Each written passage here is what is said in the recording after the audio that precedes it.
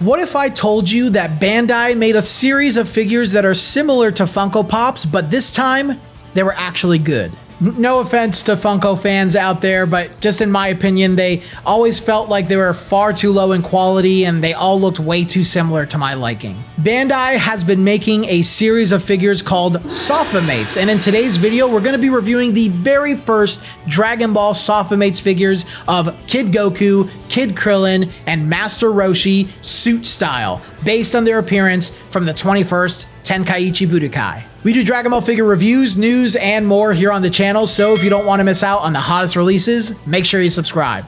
The Sofvimates series of figures are pieces under Banpresto's Crane Game division. They're vinyl figures of characters, but instead of looking exactly the same as each other, they strive to replicate their anime and manga counterparts as closely as possible. Today's figures were sculpted by my favorite sculptor, Varuk, who also leads Team Ichigan, Bandai's dedicated Dragon Ball sculpting team. Goku and Krillin are based on Dragon Ball Chapter 32 as they depart to their first ever Tenkaichi Budokai. Roshi looks closer to this panel from Chapter 33, with Varuk adding some flair like his staff and suitcase. Goku and Krillin both released in Japan on September 18th, 2025, while Roshi released October 9th, 2025. I'd like to mention that none of these figures are having overseas releases. They are going to be exclusive to Japan. So if you do want to get them, I recommend today's sponsor, Jump Ichiban. I've been partnered with them for just over a year now, and they are one of the best services out there for importing Japanese goods for many reasons. First of all,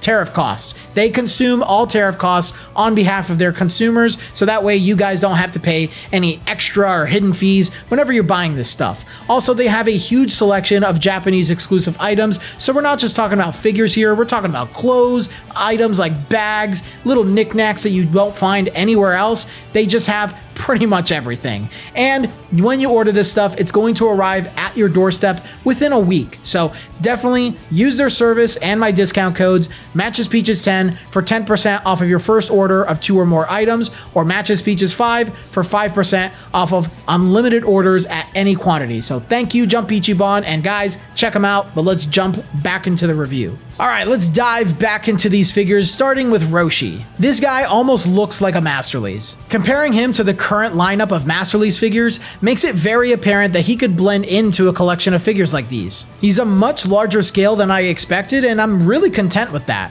The details on this Roshi are also incredibly similar to the Fierce Men of the Turtle Hermit School Masterlies. I wonder if Varuk made that figure as well. Roshi also has the fun ability to move his head in different directions. I don't think anyone's going to move away from him looking forward, but it's always fun to see features like that in figures. Personally, I do wish he was a little brighter. It's most notable on his glasses. Having them so dark with no sense of dimension kind of brings down the impact just a little bit. Roshi's likeness is very accurate regardless of his glasses though. I love the details on his beard and on his clothes, even though he's a more simple design version, and of course, that briefcase that he's carrying. Goku and Krillin are just as great as Roshi. Unlike Roshi, I think these two are way too big to scale with Masterlies. How often do we see issues like that, huh? Because of that, I'm probably just going to display these guys together and outside of my main collection. Anyways, Goku and Krillin's faces are made beautifully. I love the line work on this face to match the art style and their mischievous little smiles. Obviously, seeing these two dressed like this is a real treat. Fans love those crazy costumes for characters in Dragon Ball, so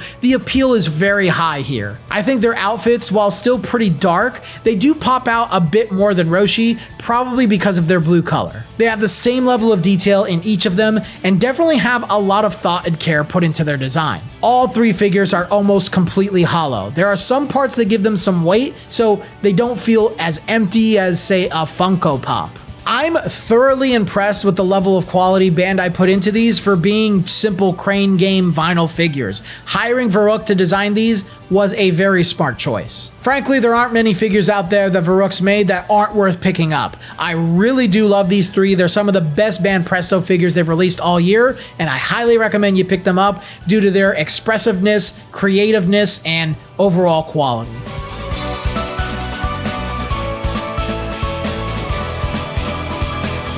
But those are my thoughts, guys. Please let me know your thoughts down in the comment section below. If you made it this far in the video and you enjoyed it, then please leave a like and subscribe to the channel if you haven't already. And if you do want to join our growing community of Dragon Ball collectors and enthusiasts that are just like you, check the Discord link in the description below. It's free to entry. Come make some friends and show off your collection. But if you do want to go even further beyond in supporting the channel, consider becoming a YouTube member. We just started doing monthly giveaways again, and I have a whole video covering all of the perks for all of the different tiers of memberships that you can watch. It's in the description below. Check it out. Become a member today so that way you can win some Dragon Ball figures. But I think that's all I got for you guys today. So till the next video, I'll see you all later.